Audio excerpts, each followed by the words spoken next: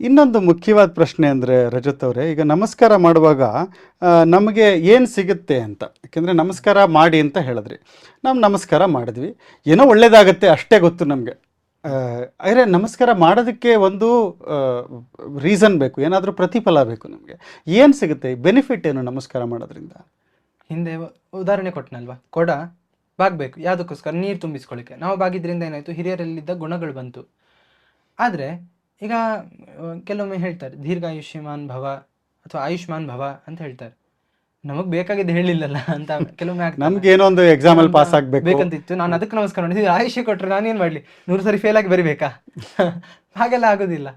ಆದರೆ ನನಗೆ ಬೇಕಾದಿದ್ದು ಇವ್ರು ಕೊಡಲಿಲ್ಲಲ್ಲ ಅಂತಂದರೆ ಅವ್ರು ಕೆಲವೊಮ್ಮೆ ನಾವು ಈಗ ಸ್ವಾಮಿಗಳೆಲ್ಲ ನಾವು ಉದಾಹರಣೆ ಇದು ಸಾಮಾನ್ಯ, ಗುರುಗಳು ಹೋಗ್ತಾ ಇರ್ತಾರೆ, ನಾವು ನಮಸ್ಕಾರ ಮಾಡ್ತೀವಿ. ಅವ್ರು ನೋಡೋದು ಇಲ್ಲ, ಕೆಲವೊಮ್ಮೆ ತಮ್ಮ ಕೆಲಸ ಬ್ಯುಸಿ ಇರ್ತಾರೆ, ಅವ್ರು ಹೋಗ್ತಾ ಇರ್ತಾರೆ. ಆದರೆ ನಮಸ್ಕಾರ ಮಾಡಿದ್ದೀನಿ ನಮಗೇನು ಪ್ರಯೋಜನ?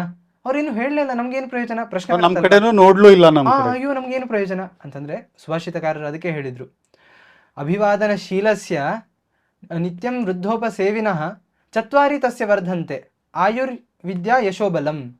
ಏನಂತಂದರೆ ಯಾರು ನಮಸ್ಕಾರ ಮಾಡ್ತಾನೆ ಇರ್ತಾರೆ, ಯಾರ ಸ್ವಭಾವದಲ್ಲಿ ತಮ್ಮಲ್ಲಿ ಅವರು ಅದನ್ನು ಹ್ಯಾಬಿಟ್ ಮಾಡಿ ಇಟ್ಕೊಂಡಿರ್ತಾರೆ, ಏನು ದೊಡ್ಡವರು ಬಂದರೆ ಅಥವಾ ನನಗಿಂತ ಉತ್ತಮ ಗುಣಗಳು ಉಳ್ಳವರು ಬಂದರೆ ನಾನು ನಮಸ್ಕಾರ ಮಾಡಬೇಕು, ಈ ರೀತಿ ಅಭ್ಯಾಸ ಉಳ್ಳವರು ಕಾಲಿಗೆ ಬಿದ್ದರೆ, ಆಮೇಲೆ ನಿತ್ಯಂ ವೃದ್ಧೋಪಸೇವಿನ, ವೃದ್ಧರು ಅಂದರೆ ಬರೀ ಕೋಲ್ ಹಿಡಿದ ಅಜ್ಜರೇ ಆಗಲ್ಲ ಅಥವಾ ಕೋಲ್ ಹಿಡಿದ ಅಜ್ಜಿಯರೇ ಅಲ್ಲ, ಮತ್ಯಾರು ಅಂತಂದರೆ ನಮಗಿಂತ ಗುಣಗಳಲ್ಲಿ ವೃದ್ಧರು, ಹೆಚ್ಚಿನ ಗುಣಗಳು ಉಳ್ಳವರಾಗಿರ್ತಾರೆ.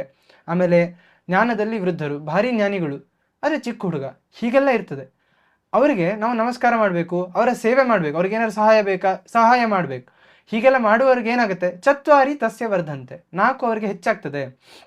ಯಾವುದು ಅಂತಂದರೆ ಆಯುಹು, ವಿದ್ಯಾ, ಯಶಃ, ಬಲಂ.